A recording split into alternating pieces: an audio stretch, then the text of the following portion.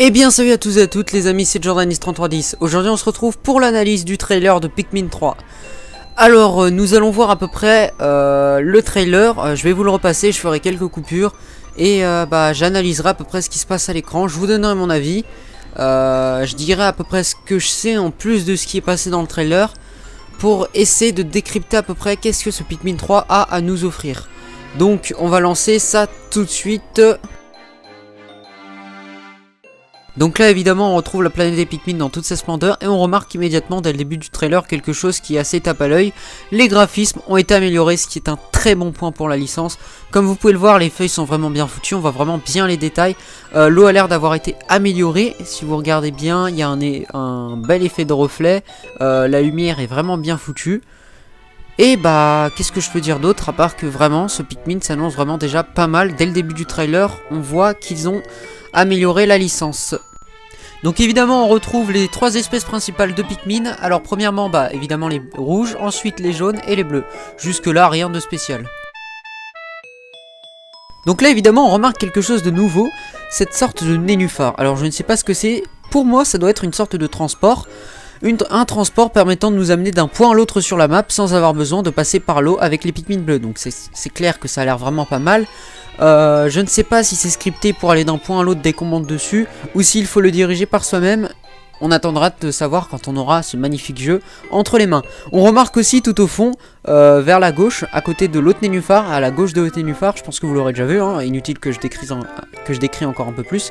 Il y a une sorte d'araignée qui est sur l'eau, une sorte de tarentule, je dirais, à 3-4 pattes, je vois pas très bien, franchement c'est très flou.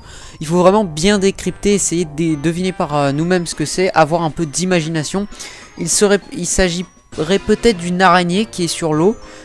Qui au bout de ses pattes a des sortes de bouées organiques qui lui permet de flotter sur l'eau. Et je pense que ce sera un ennemi qu'il faudra affronter avec les Pikmin bleus, bien évidemment, vu que ça se passera dans l'eau. On remarque aussi une sorte de chenille volante assez bizarre avec les couleurs d'une abeille. Franchement je connais pas cet insecte. C'est un peu normal, c'est tiré d'un jeu vidéo aussi. Une sorte de chenille volante, je pense que c'est un insecte pacifique, vu que comme on le voit sur le trailer, cette sorte de chenille n'attaque pas nos Pikmin ou ne nous attaque pas. Soit c'est un élément du décor pour faire joli, quelque chose qui passe comme ça, soit c'est un monstre pacifique, ou soit c'est un monstre qu'on peut attaquer, qui peut nous attaquer. Ou qu'on peut attaquer et qui nous lâchera peut-être ce nectar qui permet de fleurir nos Pikmin. Bref, on en saura plus à la sortie du jeu.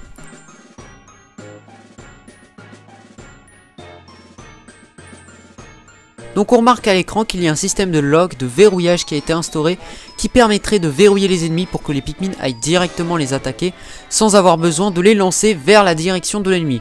On remarque aussi à l'écran que le curseur a changé de couleur, il est maintenant bleu et plus différent. On analysera ça un peu plus tard dans ce trailer.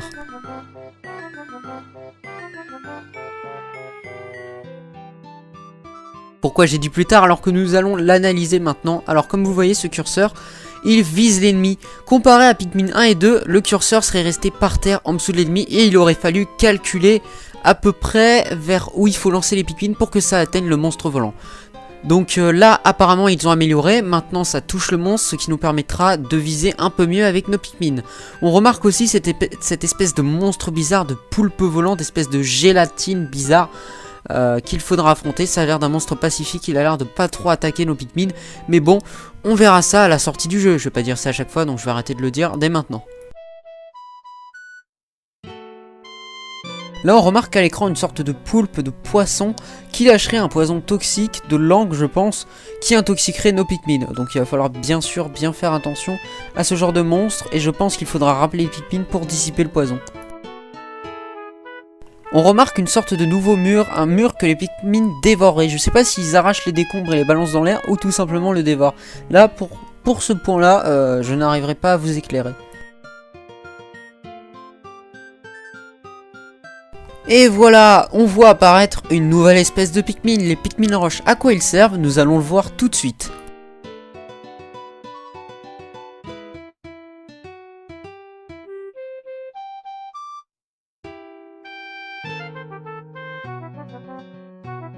Voilà, vous venez de voir à quoi ces Pikmin servent. Ils servent à casser le cristal, le verre ou autres matériaux semblables à cela.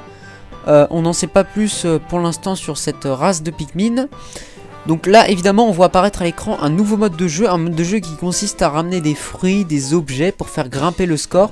Je pense qu'il sera jouable à plusieurs en multijoueur je ne sais pas, mais ce qui est sûr c'est que ce sera jouable à plusieurs devant une même console.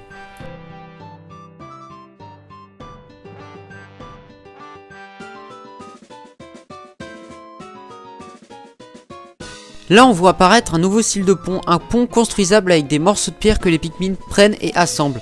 Nous avions précédemment dans Pikmin 1 les ponts qu'il fallait construire en approchant nos Pikmin.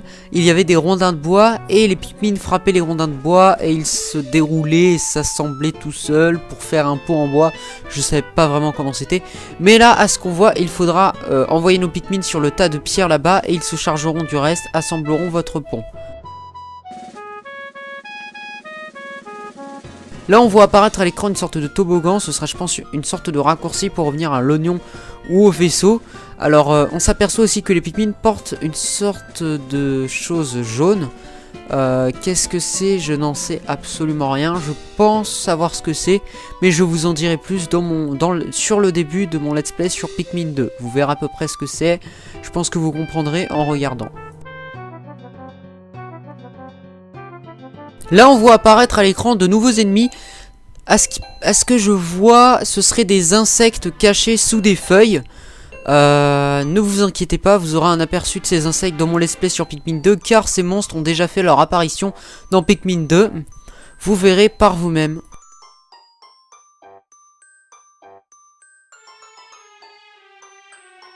À ce qu'on vient de voir, il sera possible de lancer notre coéquipier vers un point, de lui lancer des Pikmin pour l'aider.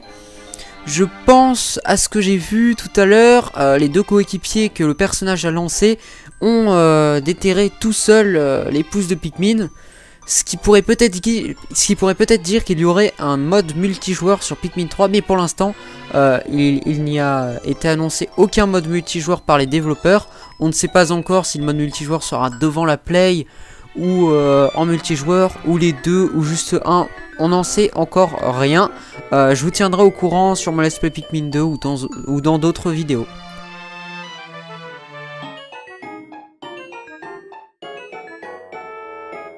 Donc là on voit apparaître un écran, un nouveau style de monstre. C'est à peu près les mêmes monstres rouges au point, je me souviens plus quelle couleur. Je sais, c'est con sachant que je les ai croisés pendant tout le let's play. Je me souviens plus du nom, je crois que c'est Bulbax, je sais plus quoi. Donc là il semblerait, j'ai l'impression que c'est une femelle. Je sais pas pourquoi, me demandez pas pourquoi, peut-être la gueule des yeux ou quelque chose, je ne sais pas. Mais il semblerait que ce soit un monstre qui tire la langue pour... Non, je refuse formellement de faire cette blague. Pour manger nos Pikmin, donc la langue est collante, va coller nos Pikmin sur sa langue et elle va les manger. Donc vraiment, c'est comme les Bulbax ou je sais plus quoi. Pour l'attaquer, le mieux je pense que ce sera de viser le dos. Et d'essayer de tenir à l'écart nos Pikmin pour pas qu'ils se fassent bouffer quoi, tout simplement.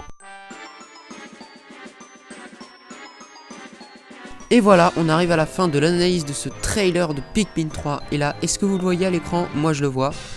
Un Pikmin volant. Regardez bien, c'est le Pikmin rose, rouge, violet. Je distingue pas vraiment la couleur. Un Pikmin qui vole, voilà. Donc, on n'a eu absolument aucune information sur cela. Je pense qu'ils l'ont mis à la fin du trailer pour faire une sorte de petit secret, mystère, suspense. Hein. Donc ça s'annonce vraiment énorme ce Pikmin 3. Regardez quand même un Pikmin volant, quelque chose de jamais vu dans la série Pikmin.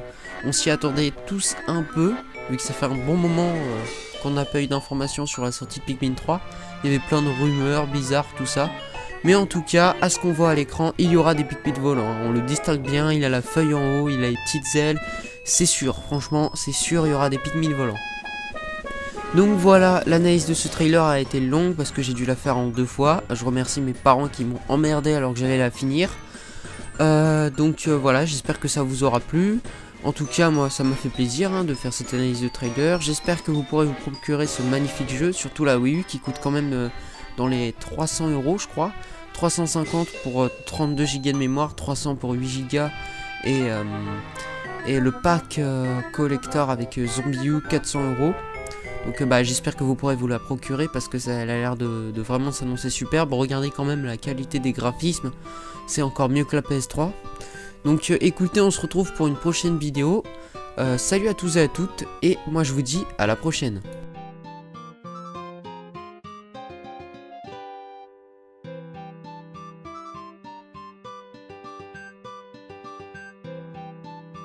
J'ai oublié de vous préciser que le jeu sera jouable avec 4 personnages, c'est-à-dire qu'on pourra alterner entre 4 personnages avec une touche, ce qui pourrait peut-être dire qu'il y aura un mode multijoueur en ligne. On n'en sait rien, je cherche, mais il a encore rien été dit dessus pour l'instant, en ce moment même. Je vous tiendrai au courant prochainement. Mais sinon ça s'annonce vraiment pas mal. On pourra avec une touche alterner entre 4 personnages sur la map. C'est-à-dire vous avez un personnage qui doit s'occuper par exemple de ramener de la bouffe, c'est-à-dire les monstres morts pour faire reproduire au Pikmin. Et il y en a un autre de l'autre côté de la map qui s'occupe d'avancer pour ramener les pièges. Je sais pas ce qu'il faudra ramener par contre dans cet opus. Et il y en a un autre de l'autre côté qui fait une tâche. Enfin voilà, ce sera vraiment pas mal pour répartir tout. C'est vraiment une très bonne idée de leur part de mettre 4 personnages différents. J'espère en tout cas vraiment qu'il y aura un mode multijoueur. Comme ça, vous pourrez jouer avec vos amis, 4 amis en même temps, chacun d'un côté. Pour l'instant, ils nous ont rien dit. Donc, on attend de voir. Bon, bah écoutez, là, je mets vraiment fin à la vidéo. Salut à tous et à toutes et à la prochaine.